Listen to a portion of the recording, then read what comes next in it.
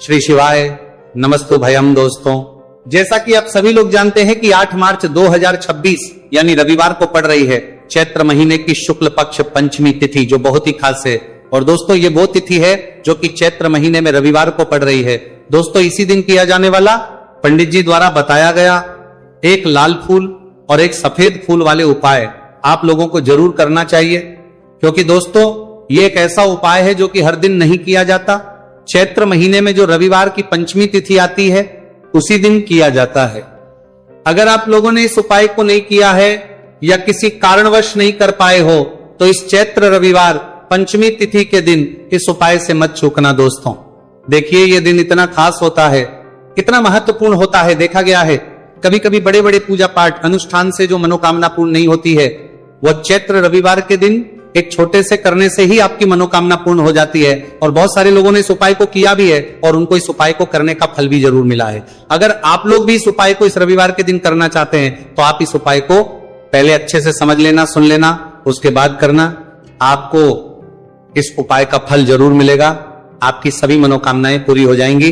दोस्तों, हम आपको यहां पर बता दें कि ये जो एक लाल फूल और एक सफेद फूल वाले उपाय है, ये उपाय पंडित जी ने अपनी अभी की सीहोर की कथा में ही बताया है। उपाय को करने से आपके घर में चाहे किसी भी प्रकार की दुहक और समस्या क्यों ना चल रही हो, आपको उसका कारण भी नहीं पता है कि भाई ये समस्या किस कारण से चल रही है, उसका कुछ भी कारण हो सकता है, जैसे पितृदोष हो सकता है, कालसर्प दोष हो सकता है, या किसी भी तरह का मंगल दोष भी हो सकता है, और भी बहुत तरह के दोष होते हैं, कुछ भी हो सकता है। पर आपको इस उपाय को करने के लिए अपने दोष को पता लगाने की भी जरूरत है। आपके घर में किस कारण से इतनी दुख और परेशानी आ रही है वो भी आपको पता लगाने की जरूरत नहीं है। बस रविवार को पंचमी तिथि के दिन इस उपाय को कर लेना है, क्योंकि इसी एकमात्र उपाय को करने से आपके पूरे घर परिवार में सुख और शांति हो जाएगी। आपके घर में अच्छे अच्छे काम होने लगेंगे, आपकी जो भी मनोकामना होगी वो भी धीरे धीरे करके पूर्ण होना शुरू हो जाएगी। अब हम समझते हैं इस एक लाल फूल और एक सफेद फूल वाले उपाय को आपको करना कैसे है, किसको करना है, किस करना है और कैसे करना है। देखो, उपाय बिल्कुल आसान है, बस समझने वाली बात है। ध्यान से समझिए, उसके बाद ही आप लोग जो है इस उपाय को जरूर कीजिएगा। सबसे पहली चीज हम लोग ये समझते हैं कि इस एक लाल फूल और एक सफेद फूल वाले उपाय को इस आने वाली रविवार पंचमी तिथि के दिन किसको करना है। तो देखिए, इस उपाय को घर के सभी सदस्यों को करने की बिल्कुल भी जरूरत नहीं है। घर में से कोई एक मुख्य बड़ा सदस्य इस उपाय को करेगा तो उस घर परिवार के सभी सदस्यों को इस उपाय को करने का फल मिल जाएगा। पर वो बड़ा सदस्य कौन होगा, कौन व्यक्ति इस उपाय को करेगा, तो यहां पर देखिए हम आपको बता दें, घर की जो बड़ी माताएं बहनें होंगी, घर की बड़ी माताओं बहनों में से कोई भी एक माता बहन इस वाले उपाय को कर सकती है। अपने पूरे घर परिवार के लिए घर में सभी सदस्यों को इस उपाय को करने की जरूरत नहीं है। मात्र घर की जो माताएं बहनें हैं उनमें से कोई भी एक माता बहन इस वाले उपाय को करेगी तो उसके घर परिवार के पूरे सदस्यों को इस उपाय का फल मिलेगा।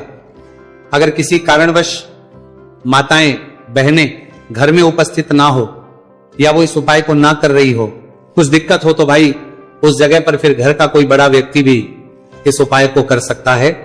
माताओं बहनों के कहने का मतलब यह था कि माताएं बहनें घर की लक्ष्मी होती है। जब घर की लक्ष्मी कोई उपाय करती है तो निश्चित ही भगवान शिव जी जल्दी प्रसन्न होते हैं और उपाय का फल में बहुत जल्दी और बहुत बड़ा करके भी यहां पर देते हैं। तो आप लोग ये बात समझ गए होंगे। अब हम ये बात समझते हैं कि इस वाले उपाय को हमें करना किस समय है। एक लाल फूल और एक सफेद फूल वाले उपाय को हमें पंचमी तिथि के दिन करना किस समय है। तो देखिए, इस उपाय को करने का जो समय है सुबह का समय भी है और शाम का समय भी है।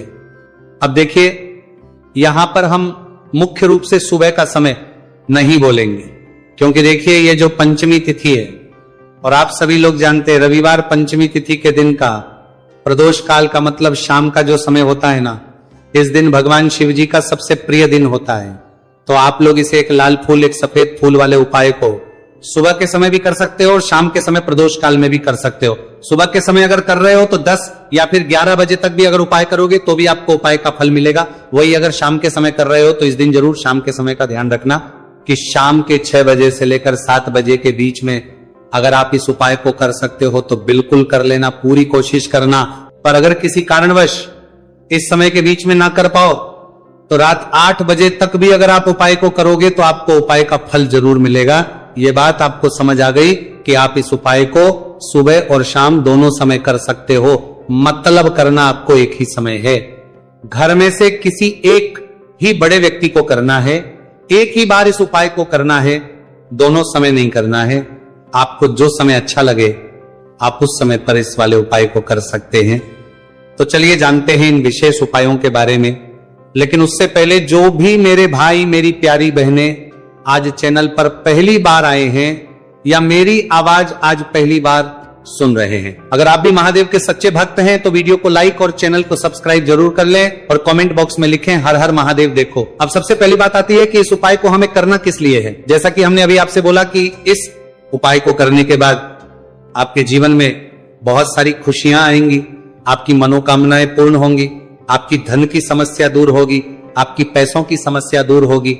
अब देखिए, अगर आप लोग सोच रहे हो कि भाई हमें अपना घर बनाना है पर घर बनाने के लिए पैसा नहीं है, हमें गाड़ी लेना है पर गाड़ी लेने के लिए पैसा नहीं है, हमें जमीन लेना है पर जमीन के लिए पैसों की कमी पड़ रही है, अगर ऐसी ही दिक्कत परेशानी या किसी भी तरह की धन से जुड़ी हुई समस्या या पैसों से जुड़ी हुई समस्या अगर आपके जीवन में चल रही है तो ये उपाय निश्चित ही आपके जीवन में बहुत सारे फल ला कर दे सकता है।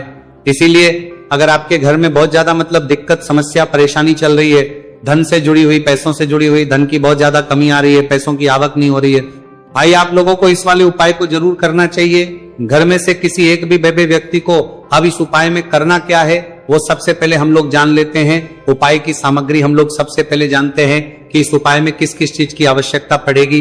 तो देखिए, उपाय का नाम तो एक लाल फूल और एक सफेद फूल वाला उपाय है, पर इस उपाय में कुल मिलाकर 4 सामग्री हमें लगने वाली, जो कि पंडित जी ने खुद सीहोर वाली कथा में बताया है। और जो हम आपको उपाय बताते हैं वो पंडित जी द्वारा बताए गए होते हैं, अलग से हम कुछ भी नहीं बताते। तो यहां पर हम लोग समझते हैं कि इस उपाय की सामग्री क्या है। तो देखो, उपाय की जो सामग्री है वो 4 सामग्री है, जिसमें से सबसे पहली सामग्री है एक बेलपत्र। देखो, बेलपत्र क्या होती है? बेलपत्र जो शिव की शिवलिंग पर चढ़ती है। दूसरी चीज है एक शमी पत्र, शमीप्र शिवलिंग पर ही चढ़ता है। तीसरी चीज है दोस्तों एक लाल फूल, उपाय का नाम है। तो एक यहां पर आपको लाल फूल लेना है। अब ये लाल फूल कौन सा लेना है? देखो, शिवलिंग के ऊपर जो लाल फूल चढ़ता हो उनमें से कोई भी एक लाल फूल पसंद कर लेना और वो कहीं से तोड़कर या कहीं से खरीद कर लेकर आना और उस लाल फूल को उपाय में प्रयोग कर लेना।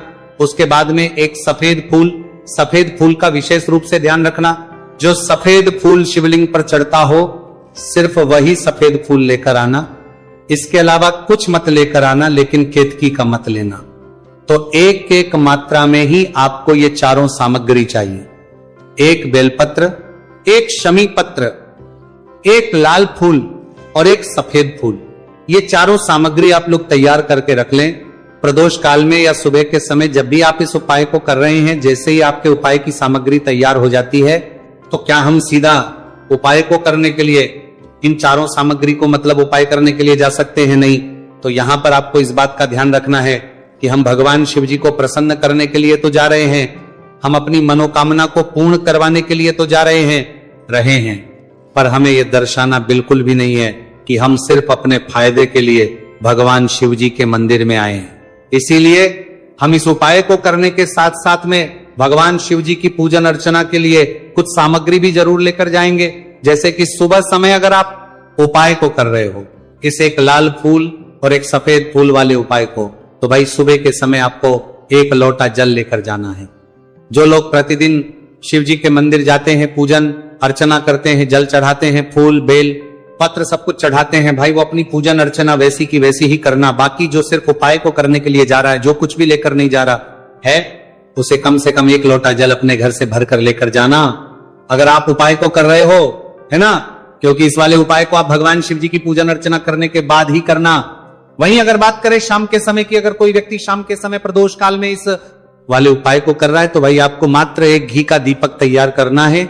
यह बात हम हमेशा बोलते हैं, शाम के समय प्रदोष काल में कोई कर रहे हो ना, तो दीपक का विशेष महत्व होता है। रविवार, पंचमी तिथि दिन का प्रदोष काल में जो भी व्यक्ति दीपक जलाता है ना, भगवान शिव जी के मंदिर में भाई उसके जीवन से सारी दुख और परेशानियां भी दूर होती है।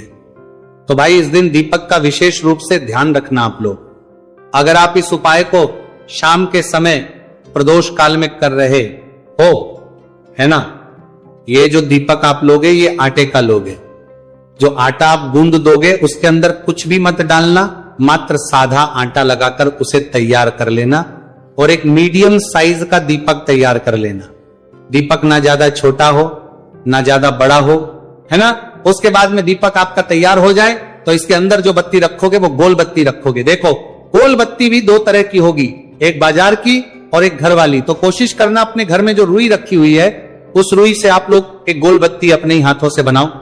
उपाय का फल अच्छा मिलता है। भगवान शिव जी जल्दी प्रसन्न होते हैं। जब हम किसी भी उपाय को अपने हाथों से परिश्रम करके तैयार करते हैं तो आपको उस दीपक के अंदर एक गोल बत्ती रख देनी है। इसके अंदर जो चीज आप लोग डालोगे वो डालोगे शुद्ध देसी गाय का घी।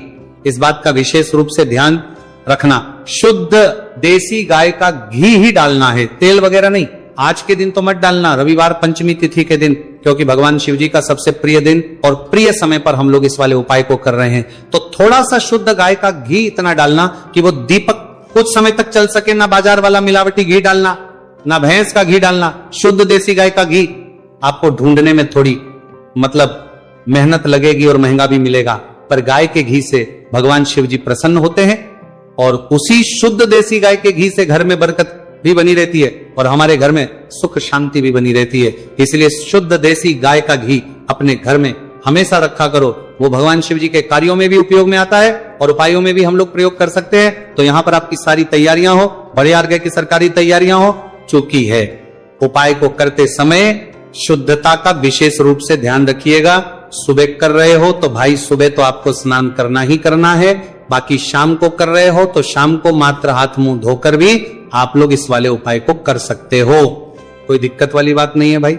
उपाय की पूरी सामग्री तैयार कर और पूजन सामग्री लेकर आपको भगवान शिव जी के मंदिर पहुंचना है, जो आपके घर के पास में हो, जहां पर शिवलिंग विराजित हो, शिवालय हो, वहां पर आप लोगों को पहुंचना है। और जैसे ही आप भगवान शिव जी के मंदिर में पहुंचते हो वहां पर जाकर ही उपाय शुरू नहीं करना है।